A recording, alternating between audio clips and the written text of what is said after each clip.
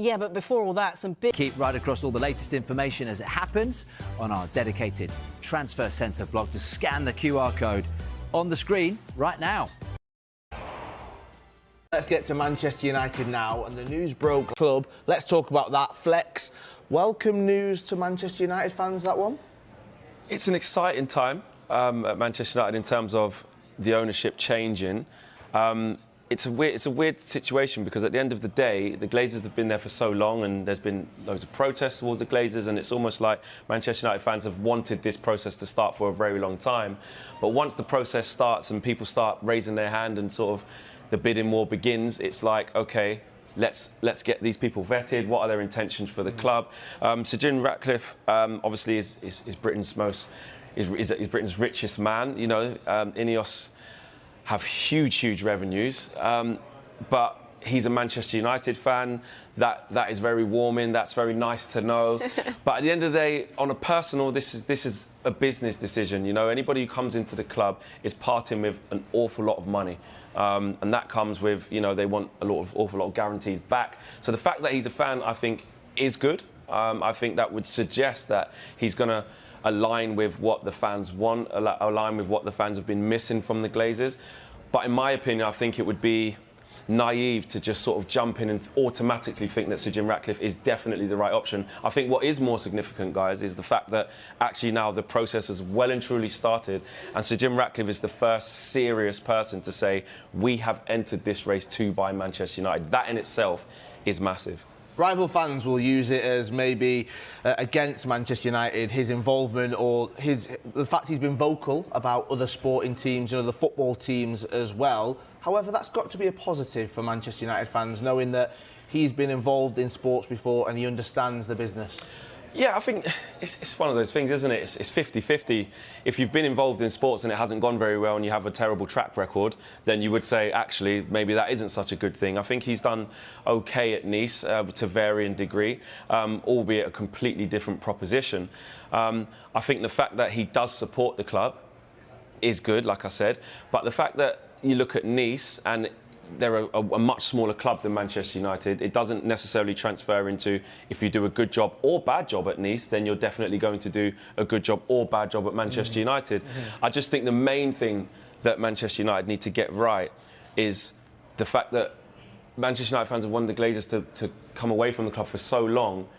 We can't mess this up. You can't just go for the first person who puts up the money. You can't just go for the person who you think is going to be the best suited just because they support the club. It's got to be a thorough process, whatever their background is, however much money they are able to put to the table. You look at what the Americans done, look at what Todd Bowley's doing at Chelsea. Manchester United fans can look at that and say, when it gets to the summer, I know we're looking at Chelsea's strategy and might not agree with it, but that sort of money and that sort of spending, let's have some of that. The training ground, the infrastructure of the youth team, the women's team, the infrastructure around Old Trafford and the generic area. Look what Manchester City have done. It's unbelievable what they've done just for the whole area of East Manchester. So I think these are all things that need to be taken into consideration. Just on recruitment, last year the club wanted to come quickly out of the blocks, and the deal for Mateus was done very quickly. Where Champions League is boxed off now, you're going to be in it next season. Is that the intention this summer as well, to get players in through the door quickly?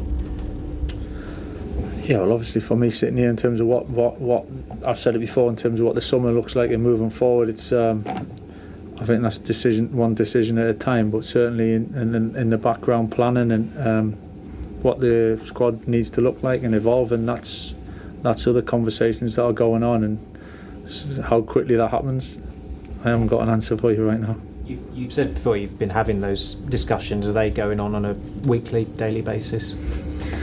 Yeah, there's always discussions going on. Some informal, some smaller than others, but there's always discussions. There's a lot to talk about. Recruitment's the obvious one, and when it gets to this time of year, that's what everyone wants to know about, and understandably so. And yeah, there's a lot of work going on, and it's not just for kind of me leading that. There's a lot going on. Manchester United fans are losing their minds after explosive reports revealed the Red Devils are pushing hard to sign Brazilian midfield powerhouse Éderson from Atalanta. The 26-year-old Serie A star has become one of Europe's most dominant midfielders thanks to his unbelievable energy, aggressive tackling, tactical intelligence, and non-stop work rate, Michael Carrick reportedly sees Éderson as the perfect long-term replacement for Casemiro and a key piece in rebuilding Manchester United into a serious title-challenging force once again. Reports claim negotiations are already progressing behind the scenes as United race to beat Europe's biggest clubs to his signature. Atalanta are believed to value the Brazilian sensation between £35 million and £45 million, a fee many fans already consider an absolute bargain in today's market. Supporters across the world are now dreaming about a powerful new-look midfield filled with intensity, passion, aggression, and dominance. Could Éderson be the missing piece that finally brings Manchester United back to the top of English and European football? One thing is certain, this transfer story is exploding online and excitement is building fast.